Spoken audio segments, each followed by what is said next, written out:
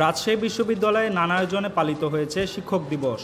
দিবসটি উপলক্ষে সকাল ৯টা থেকে রাজশাহী বিশ্ববিদ্যালয়ে শহীদ জোয়ার কবরে ফুল দিয়ে শ্রদ্ধা জানান শিক্ষক শিক্ষার্থী সহ সমাজের নানা শ্রেণীর মানুষ।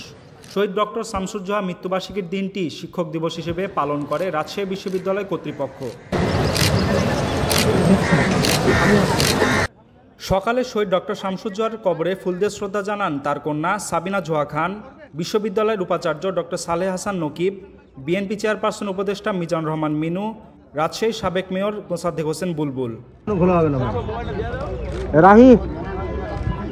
৬৯ গণঅভ্যুত্থানে রাজশাহী বিশ্ববিদ্যালয়ের সামনে প্রধান ফটকের কাছে বিক্ষোভরত শিক্ষার্থীদের পাকিস্তানি সেনাবাহিনীর হাত থেকে রক্ষা করতে ডক্টর জোহা নিজেকে বুক পেতে দিয়েছিলেন। সেখানে গুলিবিদ্ধ হয়ে মারা যান এই শিক্ষক। সরফরাজ নওয়াজ, পদ্মা টাইমস।